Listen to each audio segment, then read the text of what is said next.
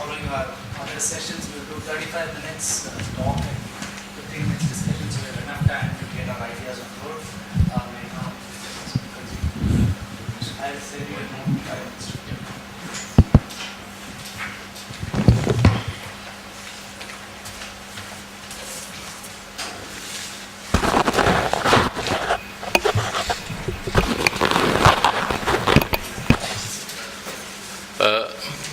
I'd like to begin with two disclaimers. The first is that I'm an interloper at the seminar. I have no expertise in the philosophy of education, and but this is I'm a repeat offender because I attended the last one. So maybe if I keep doing it, I might disqualify. Who knows? The second is that I was given the title that's on the screen by the organizers, and I could not possibly have done justice to something as vast as pre-colonial India, which goes something like 3000 BC to 1750 CE. So I have just chosen to interpret the topic according to my own light and abilities. So this is an outline. So let me begin with a quick run-through of mathematics, not mathematics education, but mathematics in the Indian tradition. Dates are always a problem. So some of these dates that I've written here should not be taken too seriously. We begin with the Shulba Sutras, which are a series of sutra texts which can justifiably claim for themselves the name Vedic mathematics.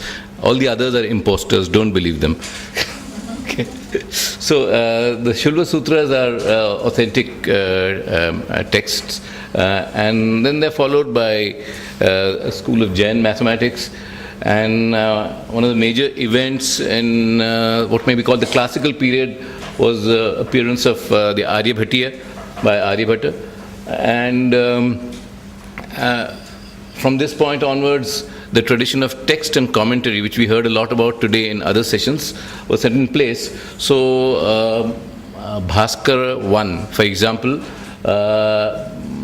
much of his work is explicating the Aryabhatiya. So, there are other names which I'll just skip over and come to the second Bhaskara, Bhaskara II, who's the author of Leelavati and other works. This happens to be one of the first definite dates. He has given the date in the manuscript, and we know that he was born in what today would be called 1114 CE. And so this is the 900th anniversary of his birth. Okay, just pointing this out for what it is worth. This was followed by the Kerala School of Astronomy and Mathematics, on which also we had something in this conference, especially the text Yukti Bhasha, which has been the subject of much discussion later. However, not knowing Malayalam, I'm in no position to comment on this. So, let me pose the first question. Did this long tradition of mathematics over this entire period of 2000 years lead to a system of mathematics education that is characteristically Indian? This is the heart of the question. It would be fair to report here an earlier inquiry undertaken with Vijay Verma, who's present here, about 15 years back. Our paper was titled, "Is there an Indian mathematics? An inquiry in the context of school education?" And we had asked these questions. Are there any common traits that characterize Indian mathematics at all levels? And have some areas of mathematics been nurtured in India to the relative neglect of others? And I'll skip over what we found and come to the further questions. Why are you skipping? It'll come anyway. The findings will be reinforced by the present study. So, what kind of system of mathematics education was in place before the colonial period? What is the system of education? And if we look at texts do we get any pointers in this respect? So we are trying to look at texts and infer what kind of system of education or system of schooling possibly was in place. So so I decided, given the vastness of the topic and my inability to do much to focus on, for the most part, on one text, Leelavati.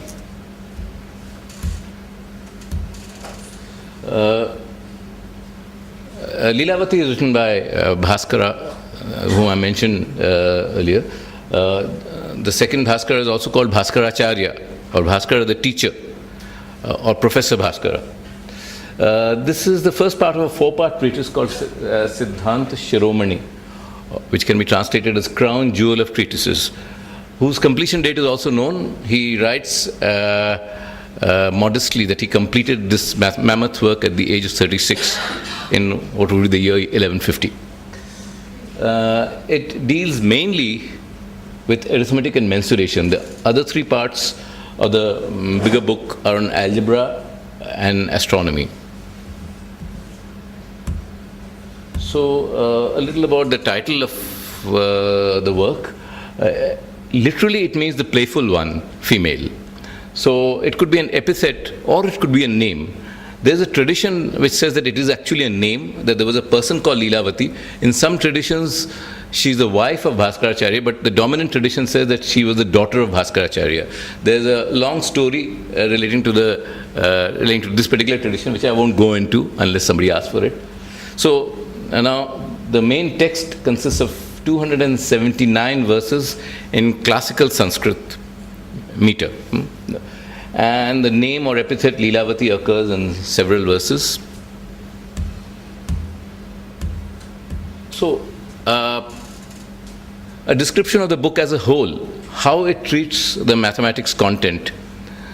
So, typically, each topic, when I say topic, the 279 verses are actually not broken up into chapters, contrary to what we heard today about how ancient Indians were very careful about dividing up their texts into sections, subsections, etc. Leelavati itself is not divided into chapters.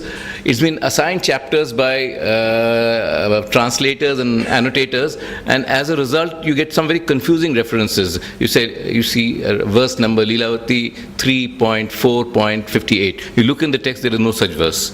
Okay, so although it's not broken up into chapters, there is a logical sequence followed in the listing of in the treatment of topics, and each topic. So I'll take examples of topics. For example, addition and subtraction are the first topic, followed by multiplication, then followed by division of whole numbers, then operations with fractions, operations with zero, etc. So what is today done in, let's say, primary and early middle school, a large part of that content of arithmetic is covered. In addition, it has topics which can't be classified as arithmetic. For example, it has some amount of algebra, though the companion book is entirely devoted to Bija Ganita, is entirely devoted to algebra. It also has a fair amount of geometry, largely what is called mensuration, finding areas of regular figures and volumes in some cases. Okay, so these are the topics, and also it has a bit of permutations and combinations, or what may be called discrete mathematics. So these are the topics.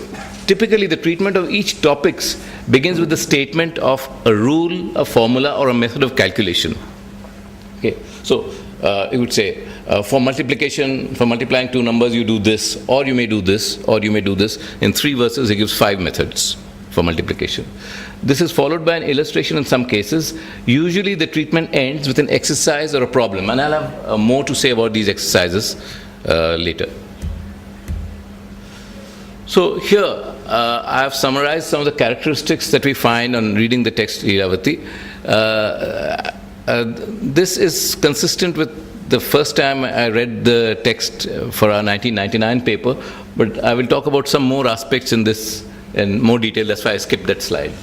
So the characteristics that sort of stand out, that are obvious when you look at the text, is there's an emphasis on algorithms, on how to do it. and how to compute, how to find areas, how to find volume, etc. There's an emphasis, or at least an effort, to provide multiple methods for doing the same thing. So it says you could do this, or alternatively you could do this, or as I said, for multiplication there are 5 methods. For many other things like extracting, finding squares of numbers and so on, he gives multiple methods. The third characteristic is the complete absence of what we in modern day terminology would call proof.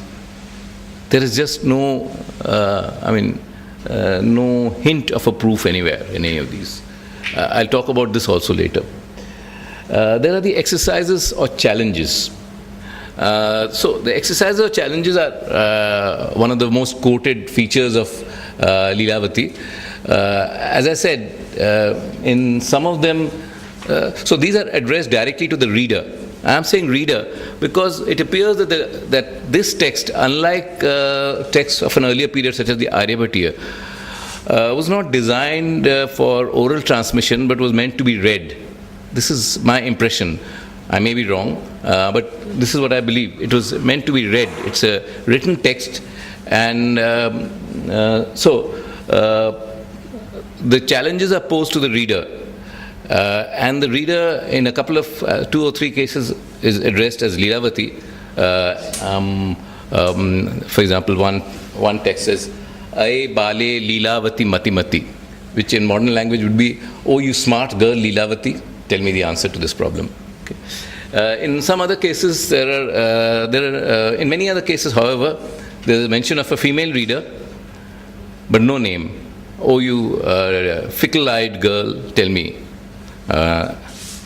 In some other cases, the reader is addressed as Vatsa, my child, or even Nandana, son, and many other cases as Sakhe or Mitra, friend.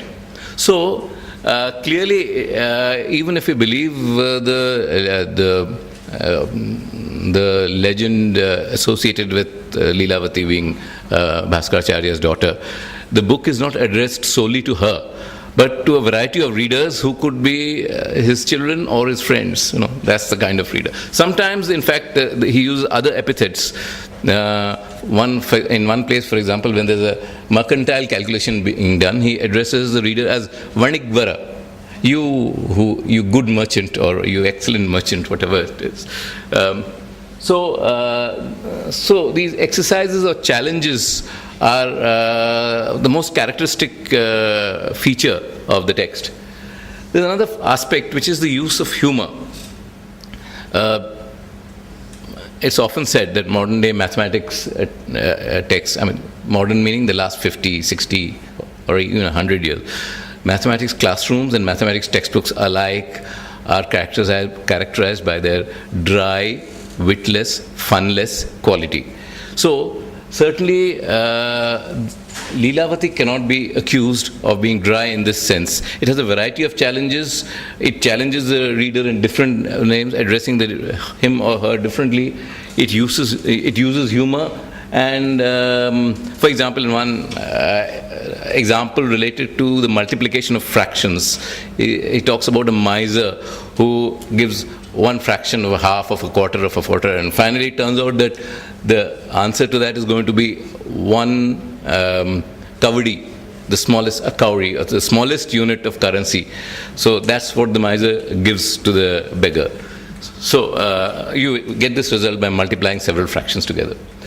So I'll have a little more to say later about these features possibly persisting into the 1700 and 1800s. I'll come to this later. Now, the central question which I'll look at now is Lilavati written as a textbook, or can it be regarded as a textbook? Now, it's been said by the translators mostly, but some others also, including us. We said this in our 1999 paper on our first reading of the text. Now, on my second reading of the text, I'm going to make some comments on this possibility. I still think it's possible, but what are the implications for the classroom or the pedagogy of that time? That's what I'm interested in now. So, in support of this claim that Leelavati was actually a textbook and was used as a textbook for centuries, what's pointed out is that handwritten copies, it was copied repeatedly. There were hundreds of copies in circulation by the 17th or 18th century. And in fact, there's interpolation also. You can't make out the authenticity of the text always, these copies. So the question would be, why would it be copied in large numbers? Philosophical texts, for example, are not copied in such large numbers. But Leelavati was copied in very large numbers. So the conjecture is it was copied in large numbers because it was used in a large or mass system of education or schooling. That is a conjecture. Now, it's plausible, but there are several doubts or queries that are related to this, which I would like to raise also, share. Firstly, it relates to the language. The language is Sanskrit. Now, Sanskrit was not widely understood in the 12th century. It was essentially understood by the Brahminical class. Not only is Leelavati written in Sanskrit, it's written in good poetic Sanskrit. And in fact, it seems the author took pains to make his verses beautiful. So that is something modern mathematics textbooks could perhaps also, textbook writers could take a cue from. He consciously used poetical devices like metaphor, simile, alliteration, and other plays on words, and try to keep strictly to the metrical form. So, but that doesn't make the text easier to read. It's true that it's not written in the brief, ultra brief sutra form, but Sanskrit verse, classical Sanskrit verse is not so easy to read. In fact, I'll make a parenthetic comment. I find that some of the older texts are actually easier to read because they don't have these long sandhis. And if you look at classical texts, they have long sandhis. So you have to break all the sandhis to make sense, and it's not an easy task always. So if at all Leelavati was to have been used as a textbook in a system of mass education, it would have needed a teacher with a good, not just a superficial knowledge of Sanskrit, but a good knowledge of Sanskrit, as well as the mathematics content. Now, the text has only verses. It has no numerals. Symbols, as far as I know, were absent, completely absent from the Indian tradition and remained so later. But numerals, we know, were invented in India. I'll just show you a page from a manuscript of Leelavati. It's very interesting to see where the numerals are. Some of the manuscripts have figures, but I don't know whether they're part of the original. So one can conjecture that perhaps if this was a textbook, then the concomitant pedagogy would have to be elaborating on the terse text, use numerals and or figures, solve the problems, and set new problems. Okay, that would have to be the thing. I don't know whether you can see it very well. You see here do I have a pointer? Anyway, I think you can see the way it's written. The verses are written running. There's no space between the verses. The modern editions, of course, print them with little substantial gaps between successive verses. This particular page has two figures. This is an illustrative figure of a peacock sitting on top of a pillar. I can read out the problem. There was a snake burrow at the foot of a pole, on top of which was seated a domesticated peacock. The pole was 9 cubits high. The peacock spotted the snake at 27 cubits away from the pole and went and got it. Okay, that's my translation, not theirs. Okay, so you see where the numerals are. The numerals are here, which is the verse number. The numerals here, which is the page number of the manuscript. But there are no numerals in the text. Okay, Moreover, these pages seem to be interpolated because they are on top of this photograph has been taken with these the figures on top of the text. Okay, they actually cover the text. So they are on separate sheets. The photo makes it clear that these figures are on separate sheets. So they are possibly a later addition and not part of the original, not from Bhaskaracharya's time. Okay, I've taken this illustration from something called Mathematical Treasures. So, here are some more questions that have to be asked seriously if you have to think of what was the system, or how was mathematics being taught in whatever the scholastic system of the period was. See, the organization of the material is logical. That is, the operations on whole numbers come first, the operations on fractions come after that, then the mensuration comes after that. So there's a certain logic to that. But gradation, which is a key part of current mathematics textbooks, you write a class 2 chapter on, I would say a class 3 chapter on multiplication, then you write a class 4 chapter on multiplication or a class 5 chapter on multiplication. Each has a little advance over the previous one. Gradation is absent, repetition is also absent. So to grade, you have to repeat the material. You'd have to have multiple sections on multiplication, but he doesn't have that. The entire material on multiplication, all the 5 methods and all the challenges and examples are all in the same place at one point. So the question that comes to me is, what was the time span over which the learner was supposed to engage with this material? Was it several years? Or was it less? I mean, currently, to cover this material, the learner would be taking something like 6-7 years of formal schooling. It's been argued by someone in one of the parallel sessions today that everything that is done in formal school can be covered in 1 year. That's maybe an extreme position, but certainly it's possible that this material could be covered in a smaller time span. But the question is, what was the time span expected? And how was the learner supposed to progress through this material? That's not clear at all. And finally, how was the completion of this course certified, if at all? So, we heard a lot about the traditional division of texts in various ways. This does not either have a preliminary, Lilavati does not have the preliminary part which sets out who his intended reader is. It doesn't say that. Okay. Nor does it have a later part which talks about examination or evaluation.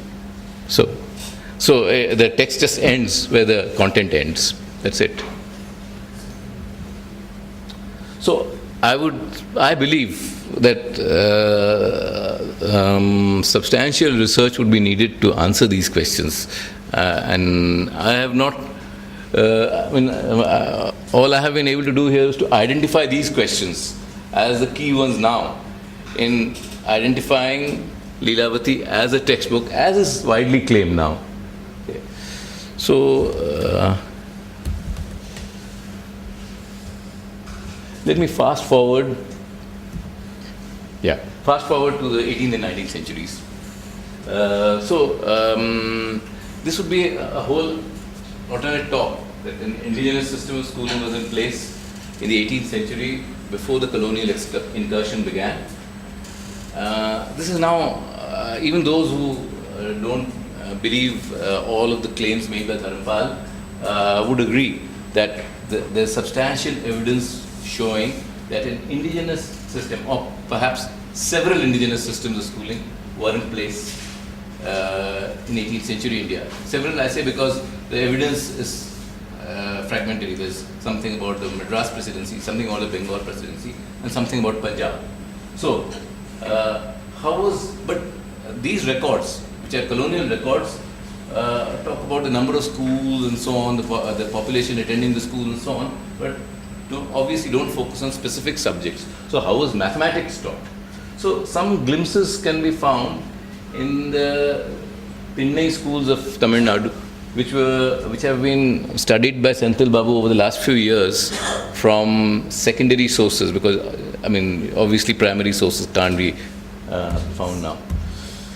So let me say nothing more about this. Just come to this essentially last point I have to make.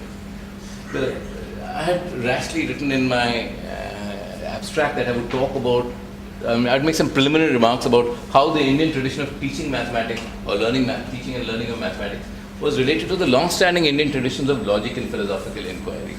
Now, I think we should expect little here. We should not expect much, as has been made by plenary speakers. The points have been made by plenary speakers at the conference, and we can see by looking around also. If we look at contemporary mathematics classroom, and if we can look at contemporary philosophical inquiry, one doesn't inform the other. So we shouldn't. It would be too much to expect that there will be a lot of influence of one on the other. Nevertheless, there is one little thing I wondered about, which is that it seems that deductive logic was well developed in the Nyaya Vaisheshika system. Though when I tried to read the literature, I went out of my depth. I tried to look at Matilal's book, and I found that there is a debate going on whether the Indian system was truly deductive or not, or was the mix of inductive and deductive or inferential. So, but the idea of a chain of arguments was very much in place and used and cited. Precisely such a chain of arguments would be used to could have been used to validate mathematical results, but it's just not done. Not done in the text. It appears in some later texts, but as far as in the Kerala school, but as far as I see before and up to including the period of the Lilavati, there's no proof is found in any Indian textbooks. So that's basically my point. The translation of Lilavati that I relied on is the one by Patwardhan, Nampally and Singh. There are 3 or 4 translations around. The first one was by Colebrook. So I'll stop here. Thank you. Thank you, Professor Mukherjee. And also thank you for finishing in half an hour so that we have some more time for discussion.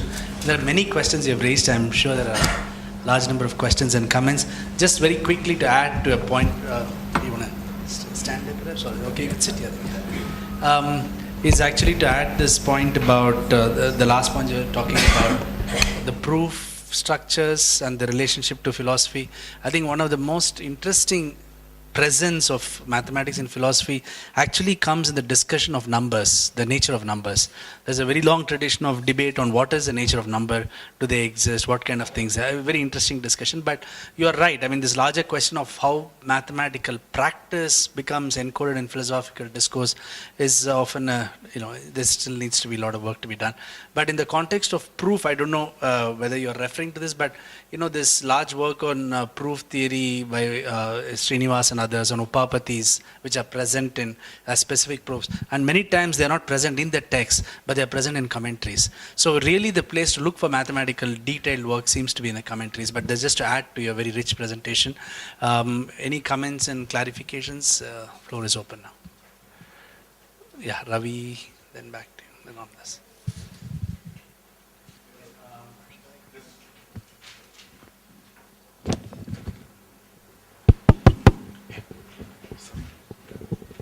Just a brief comment. Actually, in the Bijganita, there are proofs, what one might call proofs. M.T. Srinivas and so on, I think they give examples in their introduction to the Yukti Bhasha of proofs in the Yukti Bhasha itself. So the general pattern is to give a numerical, for instance, in algebra, they may write down an identity. For example, multiplication of 2 binomials or something like that. And there's a proof using numeric with numbers, followed by a proof using geometry. Both of these are there in the Bijganita. And in fact, I mentioned it in that paper of mine. The other thing is that the quadratic equation solution appears both in the Lilavati and the Bijganita. By the way, Bijganita is the second book in that quartet, also written by Bhaskara. So the quadratic equation in the Lilavati has no demonstration, no proof. But in the Bijganita, he presents Sridhara's method of completing the squares as the as justification for that formula.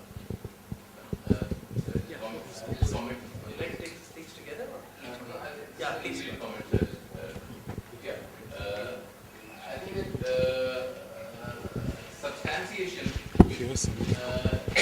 there, but what we look for the past as a proof today, I'm not using it as it, but the proof of justifying it by completing the square is more like it.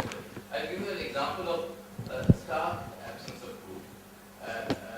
We take the rule for division by a fraction.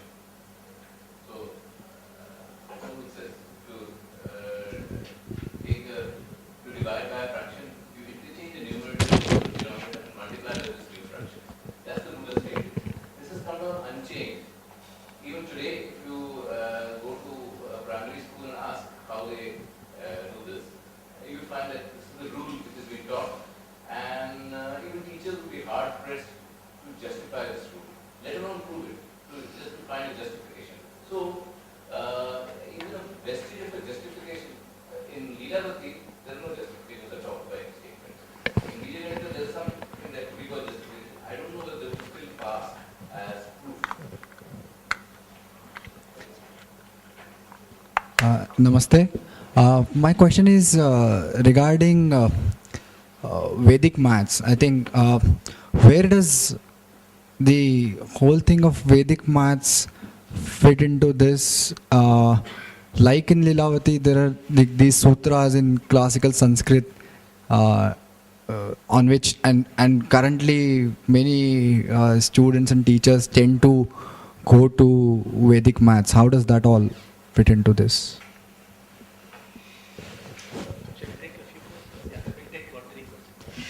My question is regarding that flow which you described.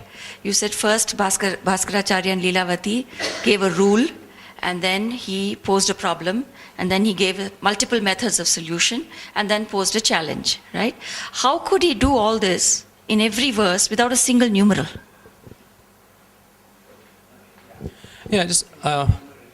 My question is, why do you assume that Leelavati was a textbook? I mean, in addition, was there any other evidences in addition to the fact that it was published, mass published? Because there could have been possibly other books as well which made that many copies. And one more thing is that, do you think the emphasis could have been more on the poetry? Because if something has a proof, then it might have been harder to make it poetic. So, that's it. Kerala school that you mentioned, can you briefly touch on it, and what was it a sort of offshoot of the Leelavati, and was that the kind of thing that developed a whole, was it necessary for developing whole schools of maths across? Were there other schools also? Let me answer these questions. First, I'll take the one about the evidence for the use of Leelavati as a textbook. Is there any other evidence? So, the claim made, and I don't know the basis for this claim, is that by the 17th or 18th century, not only were hundreds of copies of Leelavati in circulation, but it had actually replaced other mathematics books. Those were no longer being copied out by hand. Okay. So manuscripts of others became rare, and this one proliferated. That seems to be the main evidence on which this belief that it was a textbook is based. But it's also true that unlike some of the earlier works, this is one which often addresses the reader directly, makes an attempt to engage, and also it has what would be roughly the coverage. I mean, not all topics are covered, but a lot of coverage of what is currently considered school mathematics. The bulk of it is there. So, these are the possible reasons why the claim was advanced, but I don't know the basis for believing that it actually replaced other books, that other manuscripts stopped being copied and only Lilavati is copied over extensive parts of the country. So there, it's a claim made by more than one translator and commentator. So,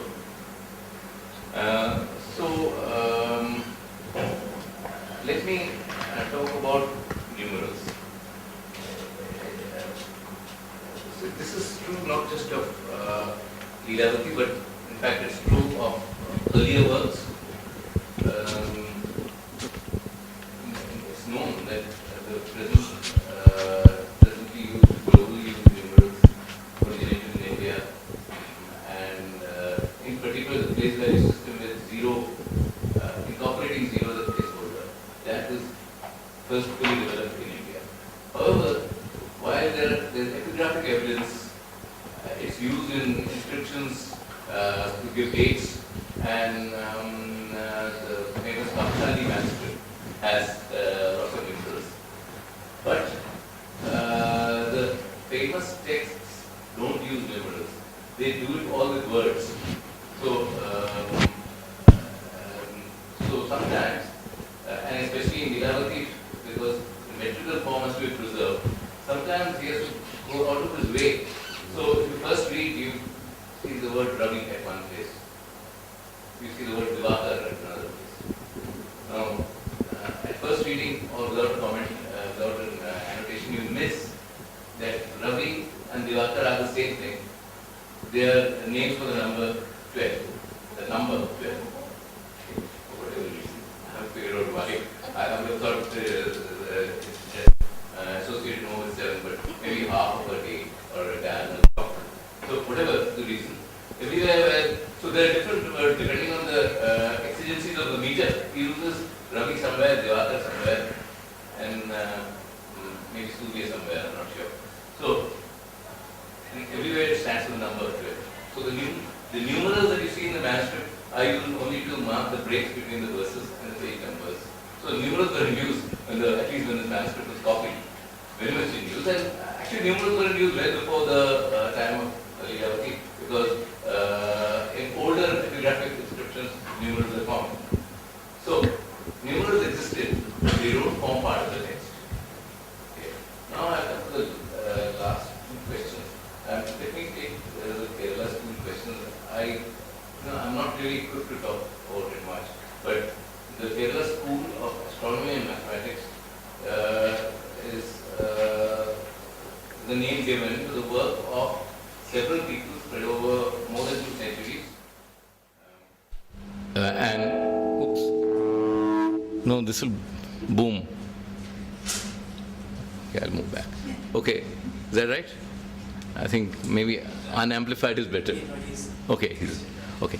So, some of them, like Neelakanta Shastri, wrote in Sanskrit. The last of the major works of the Kerala school is believed to be the Yukti Bhasha, and certainly these build on earlier work. So,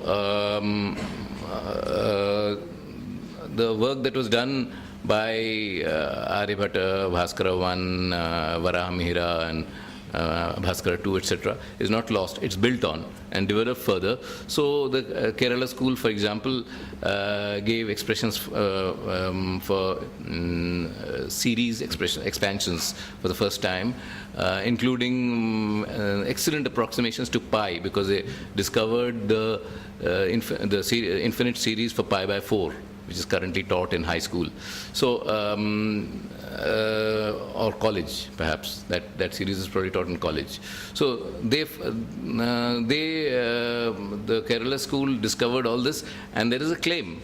The extreme claim is by mavericks like, I mean, not accepted by a large majority, so I would call him a maverick. C.K. Raju would say that 200 years before Newton and Leibniz, the Kerala school had developed the calculus. This others would debate, saying that it was not quite the calculus yet, because they didn't have the basic operations of differentiation and integration, but they had a lot of results that emerged from differentiation and integration. I can't say more. I'm not competent to speak at more length about the Kerala school. Okay. Yeah, finally, I'll just take the last of those questions, which is on Vedic mathematics. Yes. So, as I said, the only texts which have a legitimate claim to be called Vedic mathematics are the Shulba Sutras. Okay. They are mathematics. The content is fully mathematics, though the ostensible purpose is the construction of ritual altars and sacrificial pits and so on. And they contain a lot of mathematics, and they're called sutras because several different versions of the sutras exist. The first one to write them was Bodhayana, and then others, and ending with Katyayana. So, Apastamba. So, multiple versions of the Shulba Sutras exist. They are the texts which can be called Vedic mathematics. In the 20th century, a slim volume entitled Vedic Mathematics appeared. This, to the best of my knowledge, the texts quoted in this, the original sutras, are not part of any Vedic text, and they first appeared only in the 20th century. They can be called inspired by some reading of the Vedas, but they cannot be called Vedic by a long stretch of imagination. And the mathematics they contain is also very limited. This is, of course, a controversial subject, but I would urge people to read the articles by eminent mathematician S.G. Dani, D-A-N-I, Dani, which have appeared in various periodicals and are available on the net also. Thank you.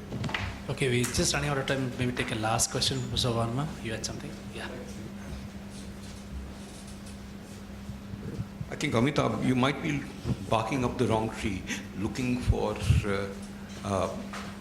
Lilavati as a textbook. Because if you look at some of the questions that are posed there, they are, if I can remember one offhand, is, for example, after a night of violent lovemaking. I will quote that for you. Okay. Haras taras taranya niduvana kalahe is the verse. In love making of a couple, it's not a night. That's the exaggeration typical of Western authors quoting it. They want to make it a whole night. Okay. The lady's pearl necklace was broken. 1/3 of the pearls fell on the ground. 1/5 went under the bed. The lady collected 1/6 and a lover collected 1/10. 6 pearls remained on the thread. Find the total number of pearls in the necklace. Okay. He's not saying this is not right. No. So, no. Can I complete my comment? Yeah, sorry. Sorry. So I think, although the subject matter is now taught at the primary middle school level, I don't think when this was textbook, whatever we may choose to call it, was written for children as young as that. And therefore it would suggest that instead of being a textbook, it was probably a teacher's manual. And that might explain why it was widespread. That might explain why proofs are not given, and maybe that might be a more fruitful inquiry into the. Yeah. No, that's certainly that's certainly a plausible hypothesis. All I'd like to say is that on the basis of this one verse, there are many other verses which have to deal with, daily commercial transactions, the buying of some spices, buying of rice, how much rice can you buy, extensive applications of the rule of 3 which are given. So given those kind of examples are much more like the kind of examples we make children do. It just could be that was a less squeamish period where one example of such a nature could still be incorporated. It's possible, but I don't know.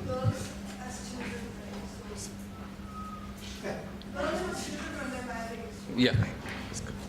Okay, we'll just have 2 short comments and then we will stop. Sorry. Just 2 small things to add to what you said, Amitabh. One is that the nature of the school, the nature of textbook needs to be examined in the context of what a school would be at that time.